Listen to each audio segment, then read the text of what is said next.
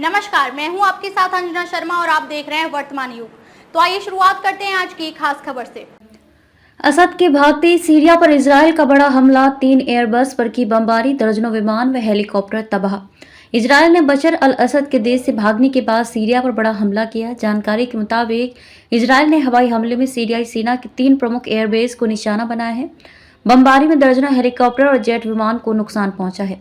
Reuters ने सूत्रों के आधार पर बताया कि उत्तर पूर्व सीरिया में कमीशली हवाई अड्डा, होम्स के ग्रामीण इलाकों में शिंशर हवाई अड्डा और राजधानी दमिश्क के दक्षिण पश्चिम में अकरबा एयरबेस को निशाना बनाया गया है। इसके अलावा राजधानी दमिश्क के बाहरी इलाके में स्थित एक शोध केंद्र और सईदा जैनब क्षेत्र में इलेक्ट्रॉनिक युद्ध केंद्र पर भी हमला किया गया है। सभी सामरिक हथियारों को नष्ट कर देंगे इजरायल। इजरायली अधिकारियों ने सोमवार को कहा कि इजरायल सीरिया के उन्नत अधिकारों के भंडार पर हवाई हमले बढ़ाएगा और जमीन पर सीमित अन्य मौजूदगी को बनाए रखेगा ताकि बशर अल असद के तख्तापलट के बाद पैदा होने वाले किसी भी खतरे को रोका जा सके। इजरायली प्रधानमंत्री बेंजामिन नेतन्याहू ने अपने कार्यालय में देर रात प्रेस कॉन्फ्रेंस में कहा कि हम सीरिया में नई स्थिति के बाद अपनी सुरक्षा सुनिश्चित करने के लिए सभी आवश्यक कदम उठाएंगे।